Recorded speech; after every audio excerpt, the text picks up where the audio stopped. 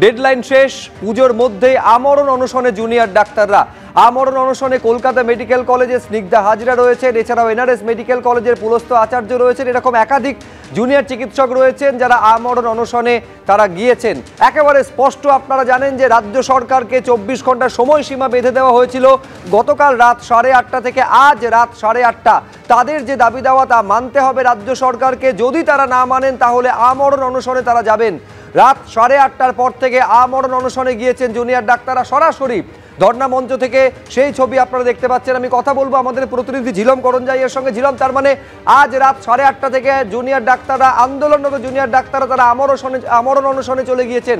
এটা যেমন তোমার থেকে জানতে চাইবো, এটাও আমাদের জানাও যে সাংবাদিক বৈঠক করে এটা জানানো হলো জুনিয়র ডাক্তারদের যে পুরোটা তারা সিসিটিভি সার্ভেইলেন্সের মধ্যে রাখবেন, কিন্তু কি কারণে তারা সিসিটিভি সার্ভেইলেন্সের মধ্যে তাদের এই অনশন মঞ্চটাকে রাখতে চাইছেন?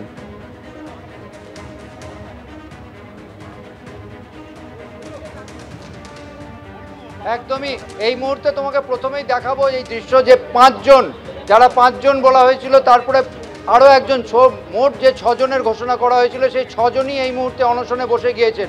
Medical college, SSKM, KPC medical college, NRS, প্রত্যেকটি মেডিকেল কলেজ থেকেই যারা অনশনে বসার তারা বসে গিয়েছেন এবং তারা যেটা ঘোষণা করেছেন যে 24 ঘন্টা তারা সরকারকে সময় দিয়েছিলেন এবং 24 ঘন্টা সময় দেওয়ার পর সরকারের থেকে কোনো সম্মতি, সরকারের থেকে কোনো ইতিবাচক বক্তব্য না শুনে তারা এই অনশনে বসতে বাধ্য হয়েছেন। কিন্তু অনশনে বসেছেন তারা, এর পাশাপাশি তারা আরও একটু বিষয় জানিয়েছেন, তারা সিসিটিভি বসাচ্ছেন এখানে।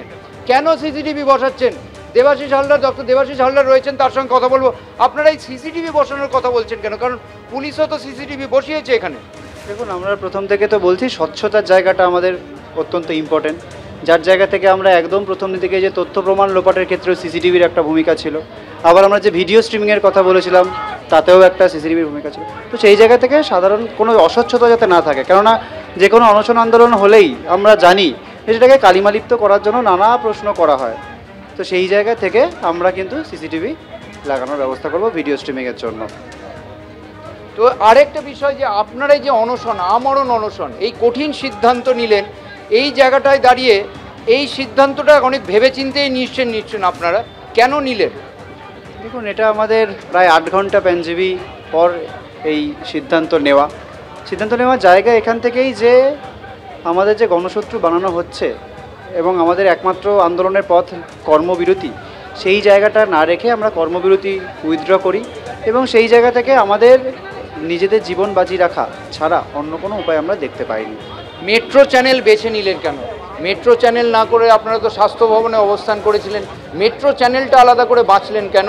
এবং এই পুজোর সময় যখন সকলে পুজো উৎসব করছে, এই সময়টা আপনারা নিজেদেরকে এই জীবন বাজি রাখছেন কেন?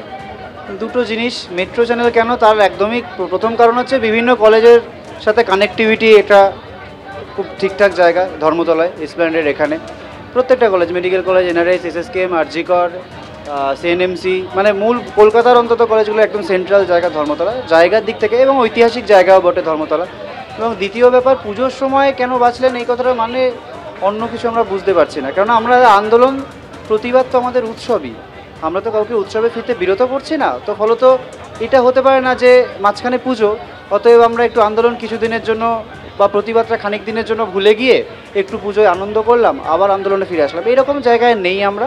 তো প্রতিবাদটাই আমাদের কাছে উৎসব। আমরা সাধারণ মানুষের কোনো বাধা দেওয়ার কোনো জায়গা আমাদের নেই। সাধারণ মানুষও প্রতিবাদ, শোকের উৎসব, দ্রোহের উৎসব, এই আকারে যারা পার্টিসিপেট করবেন, এইটুকুই। এইটা যদি জানা সম্ভব হয়, ওনারা এটাও বলছেন যে কর্মবিরতি থেকে তারা প্রত্যাহার করেছেন, তারা কাজ চালিয়ে যাবেন, পরিষেবা তারা দিয়ে যাবেন।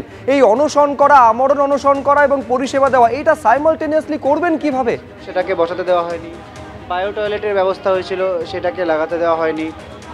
এই স্টেজটা এক্সটেনশনের জন্য কিছু বাস বা কিছু এই লজিস্টিক্স আনার ব্যাপার হচ্ছিল, সেই ব্যাপারটাকেও বাধা দেওয়া হচ্ছে। বাধা তো ক্রমাগত চলছে। কিন্তু আপনারা এই যে কর্মবিরতি প্রত্যাহার করেছেন, সবাই কাজে যোগ দিয়েছেন, এই 6 জন থাকবেন এই জায়গাটায়, কর্মবিরতি যে বলছেন, কর্মবিরতি প্রত্যাহার, সেই জায়গায় দাঁড়িয়ে এই যে আপনারা অনশন করছেন, এটা তো কি কাজে কোনো বাধা হবে না? না দুটো বড় মানে সমান্তরালভাবে বজায় রাখবে? একদম সমান্তরালভাবে চলবে। আমরা তো প্রত্যেকটা কলেজে কর্মবিরতি তুলে নেওয়ার সময় প্রোটেস্ট ধর্ণা মঞ্চ নিজেদের প্রচার ছিল, একটাই ব্যাপার, এটা একটা সেন্ট্রাল কমন ধর্ণা মঞ্চ, যেখানে রস্টার বাদ দিয়ে আমরা রস্টার করে ডিউটি করব এবং রস্টার ডিউটি বাদ দিয়ে বাকি যে সময়টা সেই সময়টা আমরা অবস্থান মঞ্চে কাটাবো। এটা নিয়ে তো কোনো মানে এটা যারা বলছেন যে ডিউটি করতে করতে অবস্থান মঞ্চে থাকা সম্ভব নয়, তাদের ধারণা নেই যে ডাক্তারদের ডিউটি কীভাবে হয় বা গুলিয়ে দেওয়ার চেষ্টা।